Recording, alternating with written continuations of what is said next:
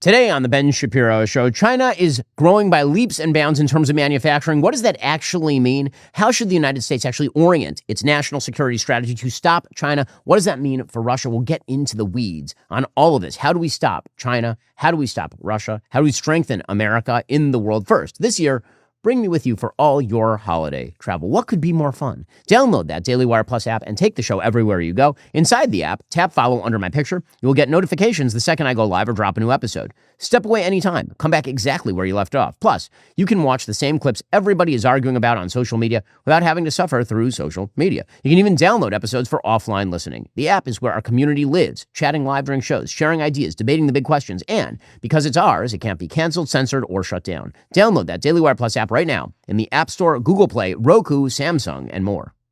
The United States right now is facing down an existential threat. That existential threat, of course, does come from a lack of willpower. It comes from a doubt about what America is. But in terms of foreign policy, that existential threat comes from a team-up that has been growing. That team-up is between China, which is really the sponsor state of the anti-American bloc, along with its friends like Russia and Iran. The existential threat doesn't mean that China is going to attack the United States. It does mean that as the United States recedes from the world, as Russia expands its sphere of influence in Eastern Europe, as China expands its sphere of influence, not just in the Far East, but also in Africa, across the rest of Asia, into South America, the United States is going to be in the unenviable position of having to withdraw from the world. And a United States that is no longer able to guarantee freedom of the seas, a United States with no economic allies, a United States that is sort of a secondary partner, as opposed to China being a primary partner for all the rest of these countries, is a United States that has an economy that is shrinking, a United States that is forced within its own borders, and that is a problem.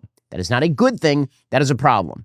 There is this bizarre notion that has arisen on the right that if the United States were to be essentially autarkic, if the United States were to withdraw from the rest of the world, suddenly things would get better. That the amount that we expend in foreign aid, for example, or military expenditure is a complete waste of money. If we just spend that money at home, then magically everything gets better. The problem, of course, is that the world is interconnected. The reason that you are able to obtain better, cheaper products that make your life easier every single day is because the interconnection of world trade makes that possible. And that, of course, is only possible because of the power of the United States economy and the power of the United States military. Why do I bring that up? Well, because China seems to be posing a broader and broader threat. And yet, there is a bizarre unwillingness on the left to acknowledge the threat that is China. And on the right, there seems to be an unwillingness to deal with the actual realities of what it would mean to face down China in a responsible and coherent fashion. So, the Wall Street Journal reported yesterday that China is actually growing at the expense of the rest of the world. According to Greg Ip, writing for the Wall Street Journal, who has contributed more to the rest of the world's growth this year, China or the United States? The answer is the United States, and it's not even close. Even as the U.S. rolls out tariffs, its imports are up 10% so far this year from a year earlier. And as China moralizes against protectionism, its imports are down 3% in dollar terms. The U.S. figures might be an anomaly, reflecting people attempting to get around the tariffs by importing product before the tariffs went into effect, but China's are not. In the past 5 years, its export volumes have soared, while imports have flatlined. China is swallowing up a growing share of the world's market for manufactured goods.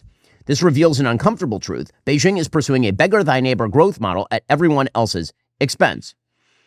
According to economists at Goldman Sachs, 1% more output in China in the past would raise the rest of the world's output by 0.2% as it pulled in imports, because we would then export to China. But as China has raised its own tariff barriers, instead, the relationship has turned negative. China's growth is now being driven by its leadership's determination and capability to further advance manufacturing competitiveness and boost exports. So, for the rest of the world, theoretically, that could be a good, because that means cheaper stuff coming into the United States. But there's also a problem in that they are emptying out our manufacturing sector. Okay, but what this has led to in the West is the bizarre perception that what we ought to do is radically increase tariffs, not just on China, which would be retaliatory and worthwhile, but on every place else. And that, of course, is a gigantic mistake. And this leads to questions about the overall policy of the United States vis-a-vis China. What exactly are we trying to do vis-a-vis China? Now, I've made the case that if you wish to face down China, you have to do a few things. One is you need closer relationships, not more attenuated relationships, closer trade and security relationships with other countries surrounding China, including Japan, South Korea, Taiwan, India. You need better relations with those countries so as to box in China and essentially isolate China. If China wants to cheat, if they don't want to play by the rules, if China wishes to beggar its neighbor, let them pursue an autarkic economic policy. The thing about autarky is that it tends to make the country pursuing it poorer over time. Initially, it looks like an explosion of economic activity. But over time, as countries start pouring resources into less efficient modes of manufacture in order to do it at home rather than to import those products from abroad, they tend to empty themselves out. And this is the common pattern in economics. Every mercantilist or fascistic economic system that has worked like this shows very good early growth numbers, and then that growth curve eventually peters out, and the country ends up with economic stagnation. This happened in Japan. It happened in South Korea. If you go back prior to World War II, this happened in Germany. One of the reasons that Germany, under the Nazis, had to become an expansionist power is because Germany tried to pursue economic autarky in the 1930s. And they saw, for a brief moment in time, a gigantic manufacturing boom, people getting off of the unemployment lines, moving out of the Weimar Republic era. But as it turns out, they were doing that, again, based on state expenditures that actually made them less economically viable over the long term. And so then they had to turn to actual physical territorial expansionism. Autarky very often turns into a necessity for expanding your access to resources, which leads actually to invasions of other countries. It is not a coincidence that countries that tend to embrace a very mercantilistic policy, an economic policy that focuses on let's build everything right here at home, when they can't, they then have to expand their own territorial borders or the places under their immediate dominion. Free trade generally means that you don't have to invade other places because you can trade with those other places. Already coming up, how do we stop China? They have a strategy. Do we? First, for the past 3 weeks, you've heard me talk about our sponsor, Pure Talk's Unlimited for Life promotion. Let me tell you, this promotion was so successful, they're willing to extend it one final week. So now, through December 14th, get unlimited talk, unlimited text, and unlimited data with a 30-gig hotspot for just $29.95 a month for life. Friends, this is Pure Talk's absolute best plan, normally $65 a month. Now, just $29.95 a month. You're saving over 50% a month every month for life. Yes, that's on their crazy fast 5G network. Yeah, I've got Pure Talk. I'm using it all the time. Obviously, I take my calls very seriously. I need good reception at the best price from a company that actually likes me. Well, that's Pure Talk. This offer absolutely ends December 14th. Go to puretalk.com/Shapiro for Pure Talk's best unlimited plan for just $29.95 a month for life. Make the switch today in as little as 10 minutes. Bring your phone, keep your number, start saving again. That's puretalk.com/Shapiro to switch to my wireless company, Pure Talk. Tax and fees not included. Some restrictions apply. See puretalk.com for details. Also, this episode is sponsored by Lumen. You know what I've realized? When your metabolism works the way it should, you feel it everywhere. You have more energy, better sleep, the whole deal. That's why I started using Lumen. It's the world's first handheld metabolic coach, and honestly, it's pretty simple. You just breathe into it first thing in the morning. It tells you whether your body's burning fat or carbs for fuel. And then it gives you a personalized nutrition plan for the day based on what's actually happening in your body. Not some generic diet plan, but recommendations tailored to your real-time metabolic state. Between holidays and unholy amounts of sweets and dinners, those personalized plans, they come in handy. I also love I can use it before and after workouts to see how my body's responding in real time. It's helped me figure out what actually works for my training and recovery, not just what's supposed to work in theory. New Year's resolutions will absolutely be elevated in 2026 with all this extra information in my pocket. It's like having a coach that helps you understand your body's engine and how to fuel it properly, not just for weight management, but for better energy, fitness results, sleep as well. Instead of guessing or following trends, you're making decisions based on actual data from your own body. Over time, you start to see the patterns that really move the needle for you personally. I use Lumen all the time because I work out a lot. I want to know what I should put into this magical machine that generates Adonis-like good looks. Winter is the perfect season to build strength from within. Stay energized, stay resilient, and take charge of your metabolism. Head on over to lumen.me/Shapiro to get an additional 15% off your Lumen. That's lumen.me/Shapiro for 15% off on top of any offers or sales running on their website. So when you look at China, how would you stop China? Well, you need to do a few things, as we say. One, build up better security and economic relationships in the Far East. Also, build up better security and economic relationships, yes, with Europe. And that means that we can use tariffs as a way to force the Europeans to get rid of their non-tariff barriers. One of the ways I would be forcing the Europeans to pay their fair share is by using things like tariffs in order to push the Europeans to pay their fair share when it comes to, for example, the price of pharmaceuticals. Europe pays far less than what the actual market rate should be for pharmaceuticals, and then the United States ends up paying for that via our taxpayers and via our consumers. And that's just the way that it works. We should stop that, right? There are things that we can do to fight the non-tariff barriers and also the unfairness of our systems with Europe. But the thing we should be pursuing in the end is freer trade, better relationships. Because if you're going to box in China, you need to offer both carrot and stick. The stick to China, but carrots to our friends. And when it comes to achieving carrots for our friends, we can actually offer a little bit of the stick in order to achieve the carrot. That is why I'm not against using tariffs as a way to pressure other countries to lower their tariffs. This is a case that Treasury Secretary Scott Bessent has made. So you need to box China in. You need to treat them like the adversary they are. You need to build out other lines of supply. You need supply chains that are diversified so we're not as reliant on China, right? These are all the things you would need to do. You would need to cut off China's allies at the knees. So if Russia is expending extensive resources in Ukraine, for example, and it's hollowing out their economy, if it's making them poorer, if it's making them more dependent on China, if in fact Russia is adversarially connected with China against the United States, which again is the philosophy of Duginism, which is the sort of guiding light of the way that Vladimir Putin thinks, if we believe, as we should, that Russia is a geopolitical adversary of the United States, then obviously we should be pursuing an attempt to get Russia to stop invading Eastern Europe. And that means supporting allies in the region to the extent necessary to stop the Russians. Because it's not as though Russia and China aren't talking to each other. They are talking very extensively to each other. If we are attempting to form a better relationship with India, then we should be attempting to form a better relationship with India. We should be trying to make trade relations with India so beneficial to India that they don't want to trade with the Chinese. There are natural differences in opinion between China and India, which have nearly come to blows several times over the course of the last several decades. India and China are not working hand in glove. They have actual territorial conflicts. We could be attempting to pry India out of China's sphere of influence. Right? These are all things that a responsible foreign policy would do. And then we certainly would not be shipping many of the most important components in the battle for the future to China. China's already stealing our IP. China's already cheating when it comes to trade relationships. China is already beggaring its neighbor. Why should we be sending, for example, some of our most sophisticated microchips produced in the United States or via TSMC? Why should we be allowing those to flow into China? Even if we're going to argue that it's only a marginal increase in China's capacity, why would we allow that increase in China's capacity? China is our geopolitical enemy. They are our opponent. Trying to pretend otherwise is foolish. Because if you allow China to continue pursuing its normal policies, China will, in fact, blow itself out. Here are China's problems. China has a serious demographic problem. It does not have enough people. I know it's a weird idea, but China is in steep demographic decline. China had a one-child policy for decades.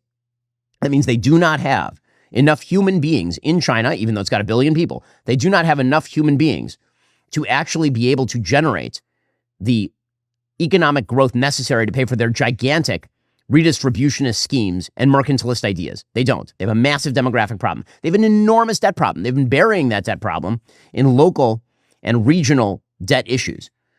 They've been building gigantic empty cities rooted in debt that they're taking out from their own citizens and against their own citizens. They have an enormous debt problem in China.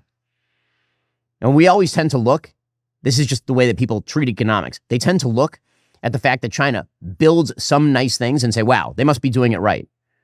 But the fact is that mercantilism looks systematic when you look at the areas where they succeed, and it looks like a trash heap when you look at the areas where they don't succeed. And the areas where you don't succeed in a centralized economy are the areas that tend to be ignored.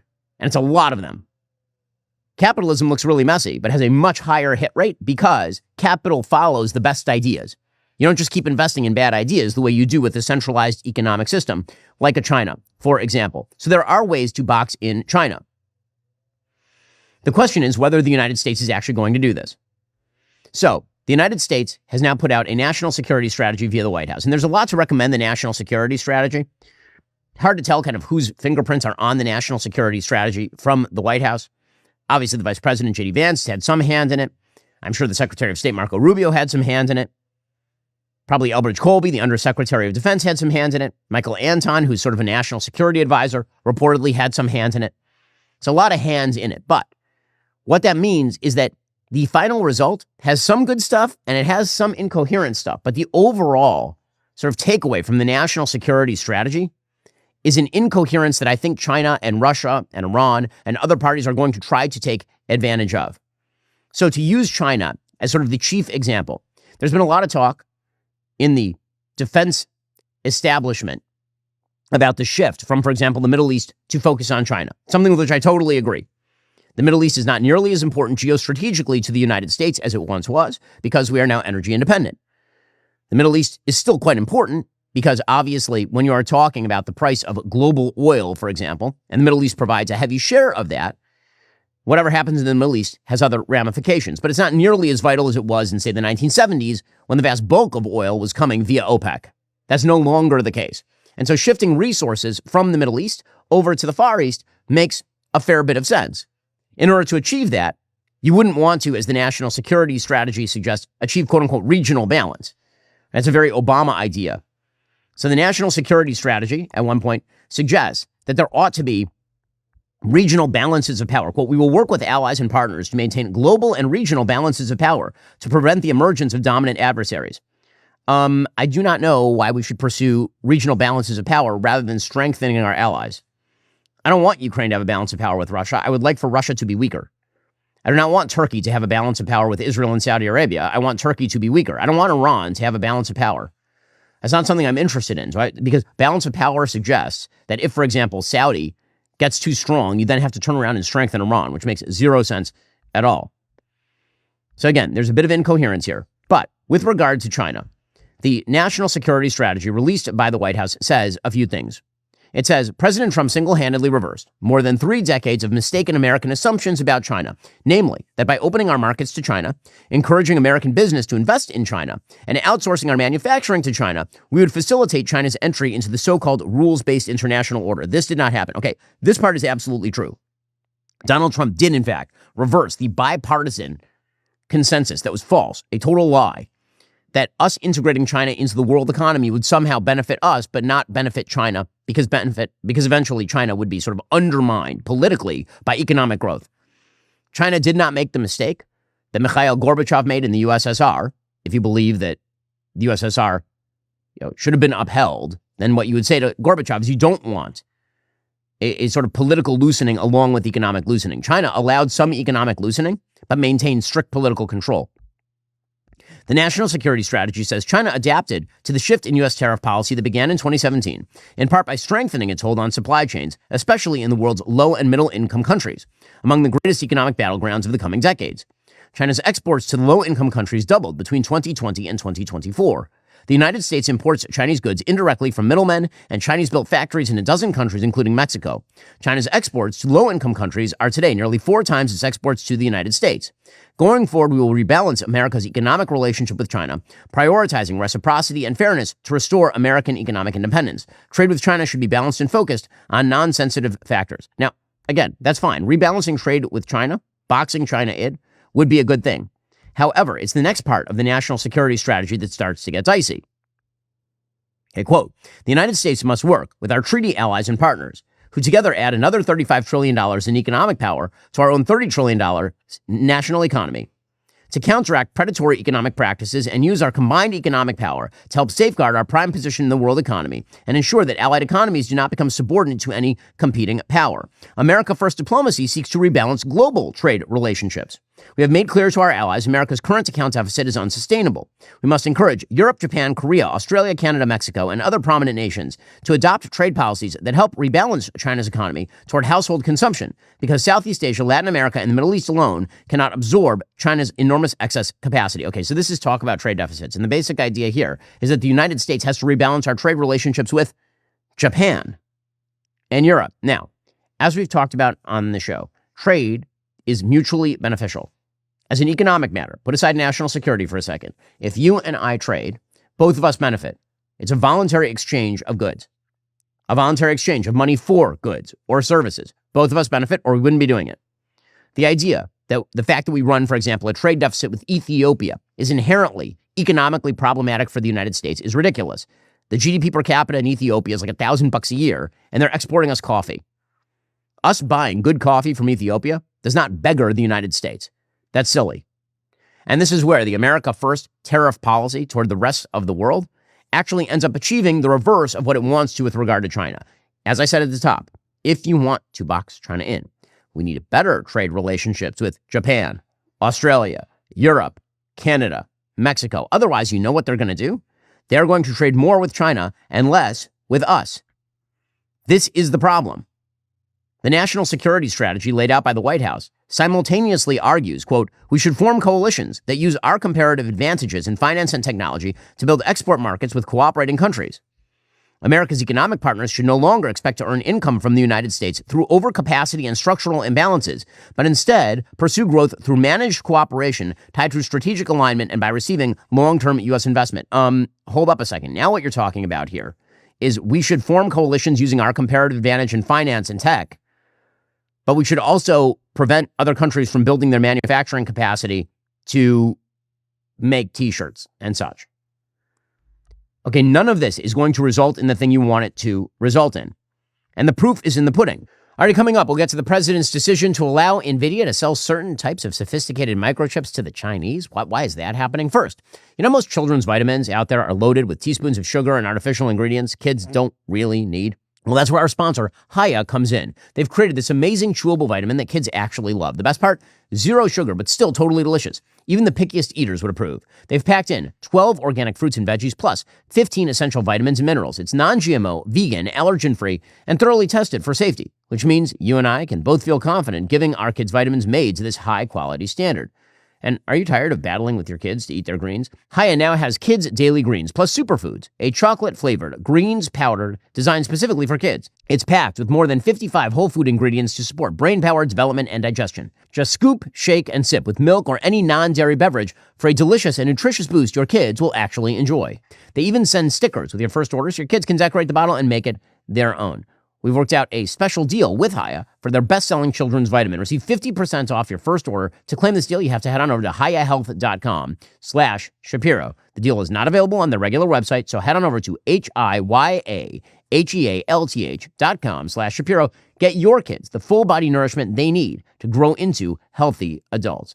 Also, this episode is sponsored by Helix. Sleep is your secret weapon during cold and flu season. It's literally when your immune system does its best work. But here's the thing. You're not going to get that deep restorative sleep if you're tossing and you're turning on the wrong mattress. When you're fighting off germs, trying not to catch them in the first place, you need a mattress that actually supports your body and keeps you comfortable all night. It's not just nice to have. It's essential.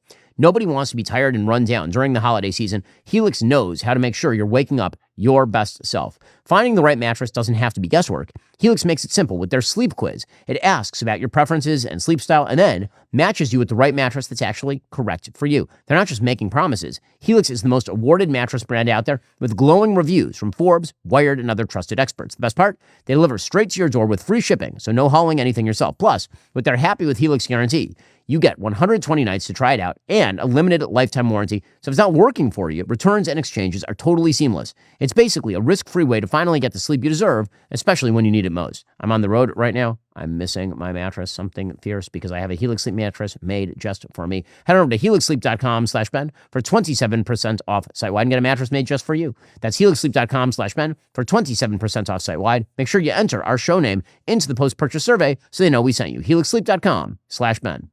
According to the Wall Street Journal, President Trump retook the White House almost a year ago, promising a manufacturing boom. He got one in China. Chinese industrial production broke records this year as its factories churned out more cars, machinery, and chemicals than ever before. Despite the disruptions of tariffs, the country's trade surplus in goods has set a record as growing shipments to Asia, Europe, Latin America, and Africa offset the hit from Trump's levies on direct sales to the United States. Chinese companies that built their business around low trade barriers to sell into the U.S. have adapted and in some cases are bouncing back. In May, Chinese-owned e-commerce giant Temu's business model of serving up affordable household goods, beauty products, and clothes to American consumers looked all but finished. Today, Temu is once again among the most downloaded apps in the United States, and business is booming. Why? Well, because if you're worried about affordability, I know there are a lot of people on the right who rip against the American desire for cheap products. We used to just call that affordability. Americans do like products better and cheaper. That's a reality. If you can't compete, you lose. China has reported a goods trade surplus of more than $1 trillion for the year through November. Manufacturing output in the first 10 months of the year was up 7% compared with the same period in 2024.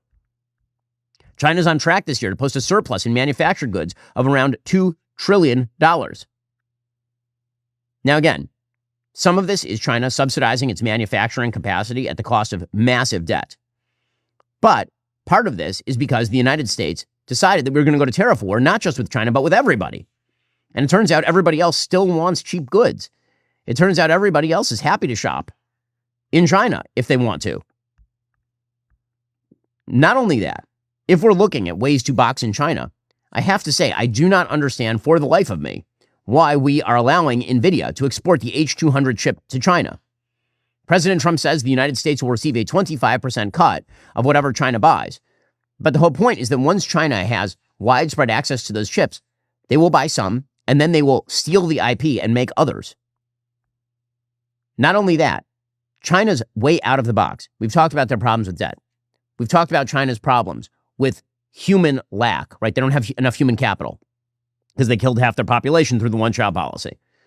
They have an aging population, a hugely aging demographic. What's their way out of the box? One way out of the box is winning the AI race. What does AI do? AI means you need fewer people. AI means that you can actually increase your productivity numbers without as many employees, that the computers and the robots do all the work. The chief beneficiaries of that are places like China, which actually are lacking human capital, lacking human beings, and have heavy debt problems. So why are you allowing them the possibility of winning an AI race that not only has consequences economically, but also has consequences in terms of military power? All the next wars in human history are going to be AI-powered wars. Drone on drone. AI assessment against AI assessment. Whoever has the best tech is going to win. That is going to be the next step in human warfare, because it will be robot warfare, essentially. So NVIDIA is doing really well. It helps the NVIDIA stock valuation. But this is one area where America First really should kick in. It shouldn't kick in with regard to tariffs on Japan. It should kick in with regard to why are we selling H200s to the Chinese, even if it delays them by 6 months. That is a national security consideration. The H200 has higher performance, according to the Wall Street Journal, than the H20 that NVIDIA was previously allowed to sell. It's not as powerful as the company's top Blackwell products released this year or the Rubin generation of chips coming next year. With that said, some of what's going on here is pure bulk. Yes, more sophisticated chips mean greater efficiency. But if you're China, you could brute force this thing, theoretically, if you have enough of these chips that you can string together. According to the Wall Street Journal, the exports could also help Chinese tech giants that have struggled to get top chips to train their models. Jensen Huang, who's the head of NVIDIA, has argued that the company should be allowed to compete in the Chinese market because China has many of the world's top AI researchers and the U.S. should want them using American technology. But why? Why? I mean, the idea is that China will then go and they'll build their own if we don't allow them access to this one. Fine. We should outcompete them. We should outcompete them. Right? The attempt, and NVIDIA was trying to sell a slimmed-down Blackwell chip to China. So if Trump's initial critique of the sort of globalist trade regime is rootless corporations attempting to make money at the expense of American security, I mean, this one is like top of the list. This doesn't make any sense to me. If you want to box in China, you have to stop them from winning the AI race. As Stu Wu at the Wall Street Journal writes, with one unorthodox deal, President Trump instantly reshaped the U.S.-China technological Cold War. The fear among his critics, he just helped Beijing catch up. He handed China's AI industry what it couldn't build itself, the high-end semiconductors needed to rival America. And again, one of the problems here is that the reason this happened is because of the trade wars. President Trump may have made concessions in these wars on the chips because the Chinese have so much control over rare earth minerals where we didn't game out. Again, I said we have to build alternative supply lines and then box China in. If you don't build out those alternative supply lines, China has a pressure point, which it used. Also, China has manufacturing advantages in places like pharmaceutical. Jamie Dimon of JP Morgan Chase, he pointed out that we currently rely on China for 90% of our pharmaceutical ingredients. It's not just about China, but we rely on single parties for things we need for F-35s and nuclear submarines. And we rely on China for something like 90% of the ingredients go into our pharmaceuticals and 90% of our penicillin. Again, if we are going to go to conflict with China, which we should, then we should be smart about it. Phil Gramm and Donald Boudreaux both economists, they are writing in the Wall Street Journal today about world trade and the fact that world trade is growing in the absence of the United States. They point out the current trade diversion began when Mr. Trump's first-term tariffs led China to shift its exports to other countries. Under Mr. Trump's second-term tariffs, Chinese exports to the United States fell by 69% from February through September, but Chinese exports to other regions rose. Over these same months, Chinese exports to Association of Southeast Asian Nations, that's ASEAN member states, were up by 61%, to Japan and Korea by 41%, to Africa by 35%, to the EU by 28%, to India and Latin America each by more than 10%. As trade is diverted around the United States, other countries will continue to specialize in producing goods and services for which they have comparative advantage. This specialization and the trade that sustains it will enhance efficiency and fuel economic growth in those trading nations. America's economy will become increasingly isolated to our own detriment. Before tariffs, well over half of U.S. imports were inputs used by American producers. Keeping tariffs high will deny these producers access to many of the world's lowest-cost inputs. Instead, U.S. producers will become less efficient and less competitive on the world market. And by the way, as we simultaneously cut ourselves off from world trade, which is a mistake, we are going to have to scale up our military. And there's very little in the actual national security strategy with regard to what it looks like to scale up our military. In fact, again, there's this sort of peculiar isolationist streak that runs through a national security strategy that seems to ping-pong between a Reagan-esque peace-through-strength policy that President Trump historically has supported and a bizarre sort of isolationism that suggests that America needs to move away from its attempts to provide a muscular supporting presence to allies around the world. We may be falling behind China in terms of military capacity. According to the New York Times today, the Trump administration wants to increase defense spending in 2026 to more than $1 trillion. Much of that money will be squandered on capabilities that do more to magnify our weaknesses than to sharpen our strengths. What do they mean? Well, they point out that China's ability to strike U.S. forces has radically expanded. They now have 500 intermediate-range missiles, 1,300 medium-range missiles, and 900 short-range missiles. Those short-range missiles from China are capable of striking South Korea, Japan, and Taiwan, of course. The United States continues to direct its money toward gigantic aircraft carriers that take decades to build. The USS Gerald Ford cost $13 billion. Drone war can make it obsolete. This is a point being made by people over at Palantir, for example. Okay, meanwhile, to pretend that China does not have an overall strategy is, of course, silly. China is very strategic in its overall game plan. China has been using, for years, its Belt and Road Initiative in order to make inroads in Africa and in South America. You know, when the national security strategy focuses heavily on the Western Hemisphere, what we should recognize is that the threat to the United States is not chiefly Venezuela, it is chiefly China, and China is working with places like Venezuela and Cuba. I'm not worried about the Cuban government, I'm worried about the Chinese using the Cuban government. And China is working with Russia, of course. So the national security strategy goes out of its way to wrap the Europeans on the knuckles. That is totally fine with me. The Europeans deserve to have their knuckles wrapped. The Europeans have lived high on the hog by not paying their own defense bills for decades. And they simultaneously have imported an enormous number of people from areas of the world that seek to undermine European civilization. That critique from J.D. Vance, that critique from the administration, totally correct. However, if you wish to instill in the Europeans a new backbone, if you wish to do a spinal injection on the Europeans, you need to point out who their enemies are. And yes, of course, they have internal problems, real internal problems, serious internal problems. But to pretend that the United States ought to take a sort of neutral position between the Europeans and the Russians is nutso.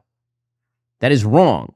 The Russians have overtly made clear their strategy for decades under Vladimir Putin, and that is to expand their sphere of influence to play at being a great power, despite the fact that the Russian economy is smaller than the economy of the state of Florida or Italy.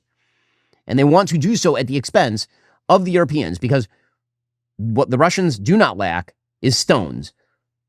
They lack a functioning economy, they lack a functioning democracy, but they have nuclear weapons and they have gall. And so what does that require? It requires that the Europeans and the United States actually work together to stop Russian predations. And yet if you look at the national security strategy, Russia barely earns a mention. Quote, Should present trends continue, this is about Europe, the continent will be unrecognizable in 20 years or less. As such, it is far from obvious whether certain European countries will have economies and militaries strong enough to remain reliable allies. Many of these nations are currently doubling down on their present path. We want Europe to remain European, to regain its civilizational self-confidence, and to abandon its failed focus on regulatory suffocation. Yes, agree with all of that. But the strategy continues. This lack of self-confidence is most evident in Europe's relationship with Russia. European allies enjoy a significant hard power advantage over Russia by almost every measure save nuclear weapons. As a result of Russia's war in Ukraine, European relations with Russia are now deeply attenuated, and many Europeans regard Russia as an existential threat. Managing European relations with Russia will require significant U.S. diplomatic engagement, both to reestablish conditions of strategic stability across the Eurasian landmass and to mitigate the risk of conflict between Russia and European states. Okay, let's be clear here. The United States should not pretend to be a neutral broker between Russia and Ukraine. We have a very strong, yes, there's massive corruption in Ukraine. Also, there's massive corruption in Qatar, in Saudi Arabia, in a wide variety of nations that the Trump administration has quite warm relations with. The idea that we ought to play a neutral role with regard to the Russians, or that the Russians are about to flip and suddenly become a pro-American power, that is foolishness. It is absurd. It is not true. The Russians are adversarial to what they call Atlanticist interests, which is predominantly the United States. So when the national security strategy says it is a core interest of the United States to negotiate an expeditious cessation of hostilities in Ukraine in order to stabilize European economies, prevent unintended escalation or expansion of the war, and reestablish strategic stability with Russia. What does strategic stability looks like when Russia is an aggressive power? The Trump administration has quite properly called the Europeans on the fact that they have continued to purchase Russian gas. But what we should be doing is providing them American LNG. We should be strengthening our relations with them in the face of Russia's increasing predations because, of course, Russia and China are working in tandem. According to the new national security strategy, quote, the Trump administration finds itself at odds with European officials who hold unrealistic expectations for the war perched in unstable minority governments, many of which trample on basic principles of democracy to suppress opposition. Okay, yes, there are problems in places like France with suppressing the right. There are problems in places like Romania with suppressing. We've talked about this on the show.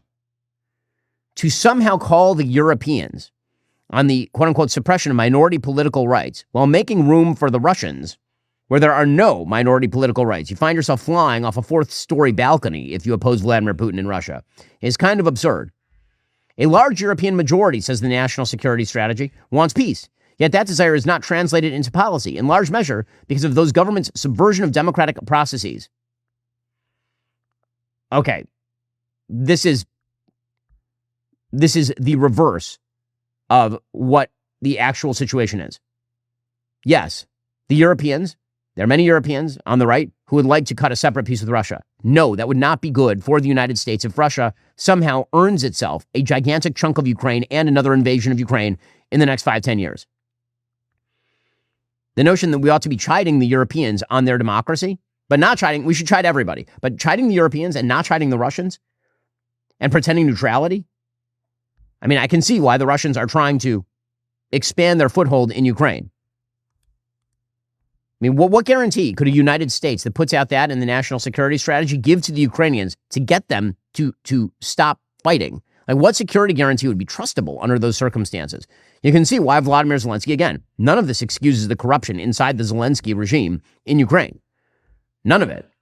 I asked Zelensky directly about corruption in Ukraine when I visited with him in Kyiv. Right? You can watch the interview.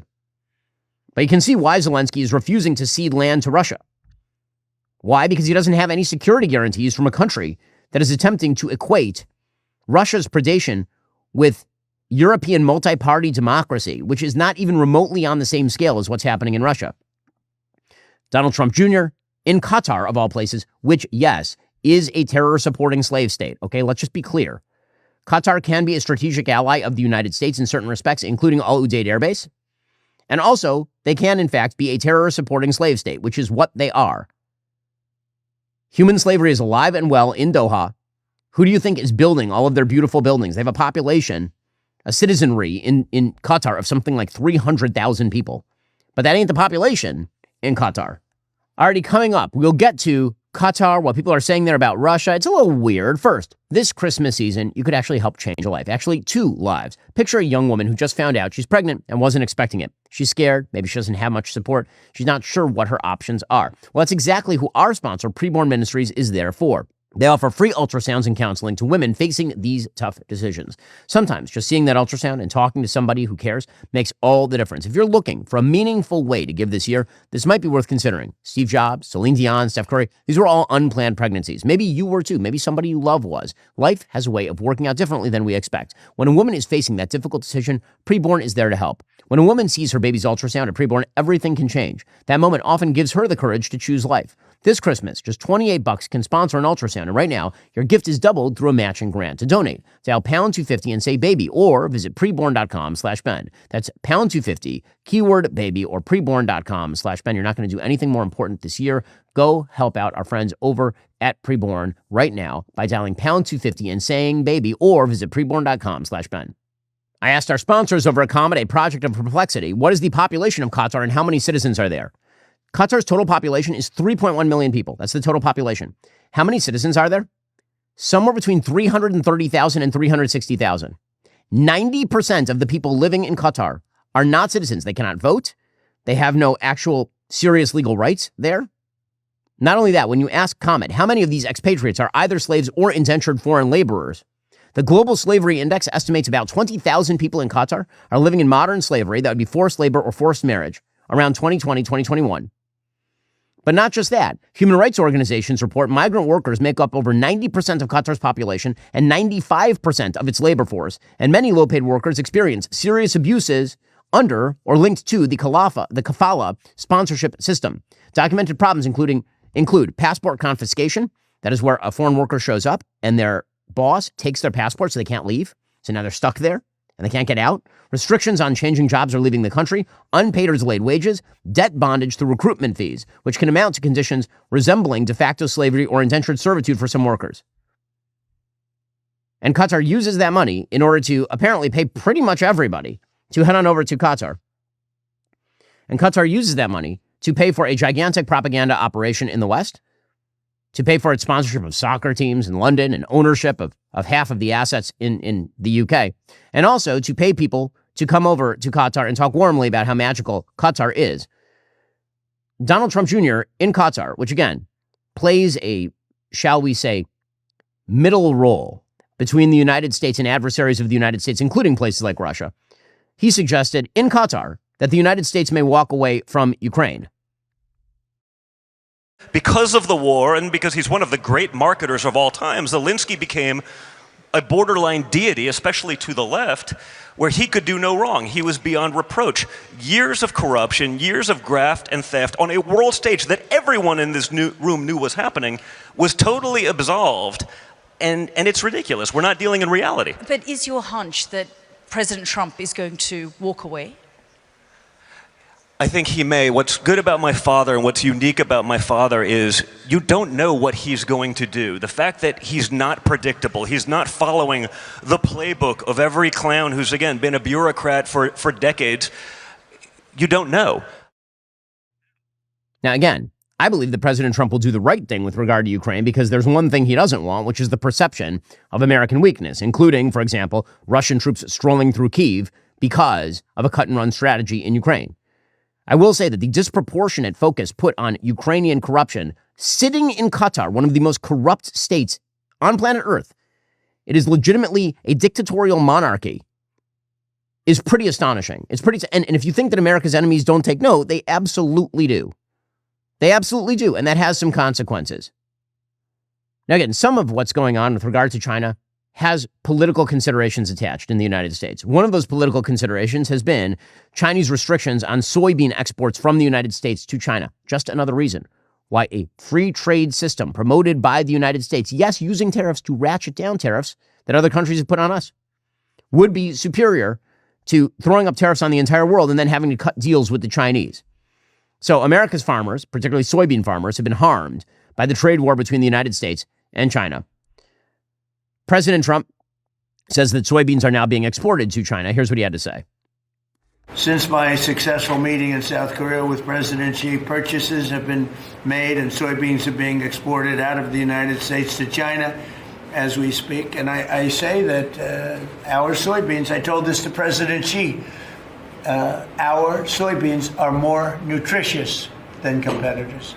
Somebody said, is that a Trump statement or is that real?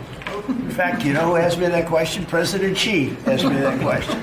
He said, really, I had never heard of it. And he was a food purchaser for a long time. Yeah, I mean, that's all fine. Okay, but the reality is that if we have to cut deals on NVIDIA chips so that we can open up their markets on soybeans, that seems like a bad deal to me.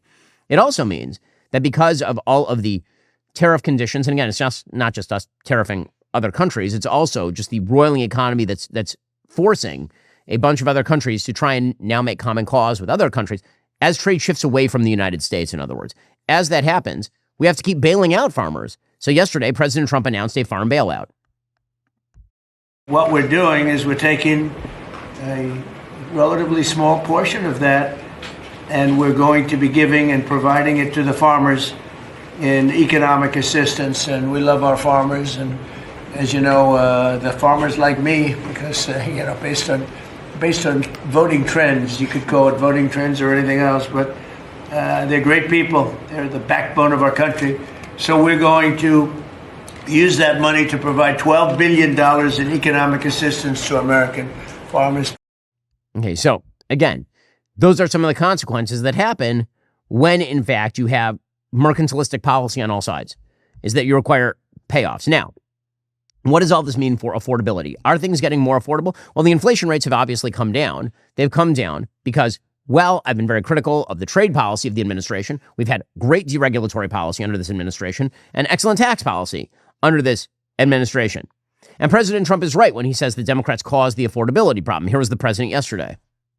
We inherited a mess, affordability, but you can call it affordability or anything you want, but the Democrats caused the affordability problem, and we're the ones that are fixing it. So it's a very simple statement. They caused it, we're fixing it. Okay, he's not wrong about that. At the same time, the only way that people are going to feel the dynamism of the American economy is if we actually allow for the dynamism of the American economy, broad scale. That doesn't mean picking and choosing winners and losers. It doesn't mean taking stakes in private companies. It means allowing the economy to roar. President Trump knows how to do that, and that's what he should do. And by the way, liquidity is not going to be the problem because apparently the expectations for the rate cut are really, really, really high from the Federal Reserve. According to Axios, the likely outcome of a two-day Federal Reserve policy meeting that concludes Wednesday would be one more rate cut that will probably be the last for a while. The final signals from hawks, doves, and Fed leadership all point to an accord of sorts that the Federal Open Market Committee probably will cut its interest rate target by a quarter point on Wednesday, while signaling a high bar for when it may do so again, which again makes sense. I mean, I'm not sure that I'm even in favor of the rate cut at this point.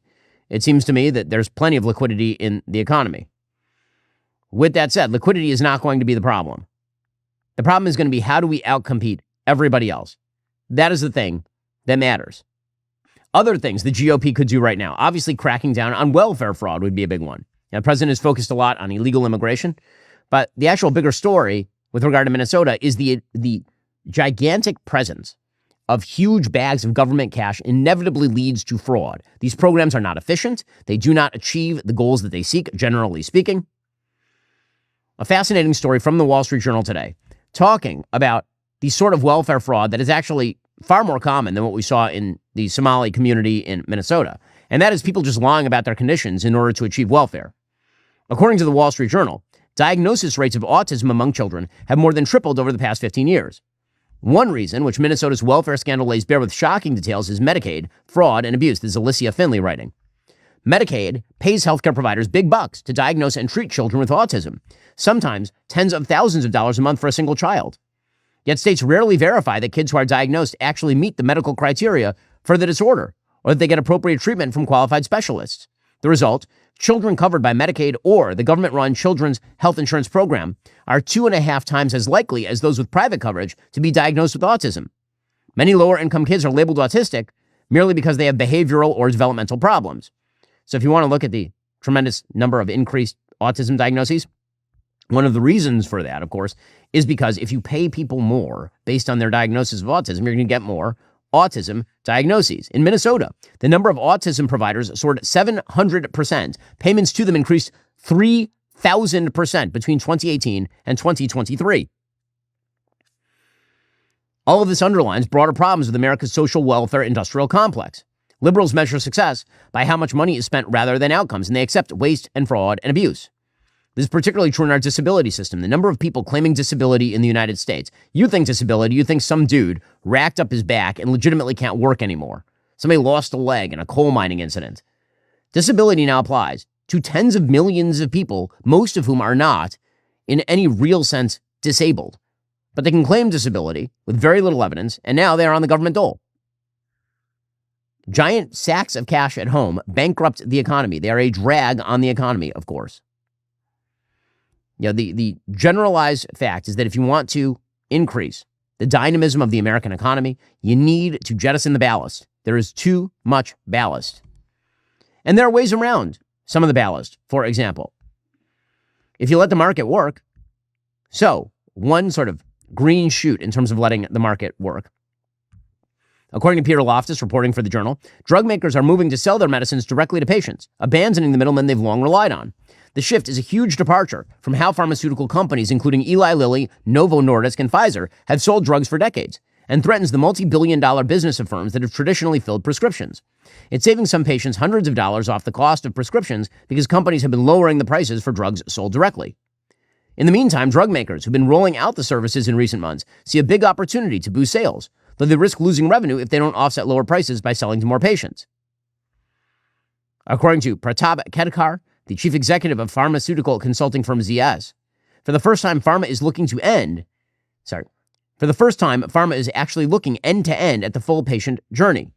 So you can see it in the weight loss market, where people are actually selling directly to consumers. Now, that is actually a good thing, because if you move through an insurance system, then very often you're paying way too much, or the insurance company is giving you a fake bill. They then negotiate it down and they pay it. They'll tell you that it costs them $1,000 for a dose, and then they're not actually going to pay $1,000. They go and they negotiate it with the provider, and then they are reporting that they're getting a certain level of discount. So, for example, one person gets his health insurance through a Medicare plan that doesn't cover the weight loss drug Zepbound. He said, quote, "It was $1,050 at Costco when I started, and the vials weren't available. As soon as it was offered at $550 in the vial, I switched. And then he used the savings to help his daughter-in-law pay for her prescription for the drug." Again, let the markets work, the price goes down. Don't let the markets work, the price goes up. This also applies to things like H-1B visas. I know this is very controversial stuff now, because we're supposed to believe that illegal immigration and H-1B visas are perfectly coincident. It's the same policy question. It is absolutely not the same policy question. For the 1,000th time, there are fixes we can make to the H-1B system. If you want the educational level to be higher for people coming in, fine. If you want to make people pay a fee, depending on the company that's applying, open question. But to pretend that raising the cost to bring in additional labor doesn't impact the price on the other end is obviously untrue. And so one of the factors in healthcare costs, particularly in rural areas, is that many of the healthcare providers in rural areas of the United States, places where many Americans who have graduated medical school don't want to move, are being filled by people who are actually on H-1B visas. According to the Washington Post, after President Trump signed an executive order restricting H-1Bs in September, soaring costs are roiling rural healthcare facilities that have long struggled to find staff. The fee increase for visa applicants, coupled with broader crackdowns on legal pathways for foreign-born workers, threatens a growing industry and jeopardizes patients who need timely care, according to some labor experts and immigration lawyers. Again, these are open questions, but pretending that economics are not a matter of trade-offs, that is what economics literally are. They are a matter of trade-offs. Now, I know that it's become unpopular to talk policy. I get it. I know that when we talk policy, some people's eyes glaze over because it's more fun to talk about the rock'em sock'em robots of politics. But the reality is that once you are in power governing, things better get better and more solid. That is going to be the question for Republicans in 2028. It is much easier to campaign when you're out of power than it is to campaign when you are in power. That is just the reality of the situation. And so if the Republicans wish to be victorious in 2026 and 2028, they're going to need to deliver. They've already delivered on many fronts. They're going to need to deliver in even broader fashion on economic affordability, which means really economic robustness, and a national security strategy that strengthens our allies at the expense of our enemies. Already coming up, we'll talk about Jasmine Crockett, the crazed Democrat from Texas, now wants to run for the Senate. We'll see how it goes for her, Cotton. It's a bold strategy. Remember, in order to watch, you have to be a member. If you're not a member, become a member. Use code Shapiro. Check out for 2 months free on all annual plans. Click that link in the description and join us.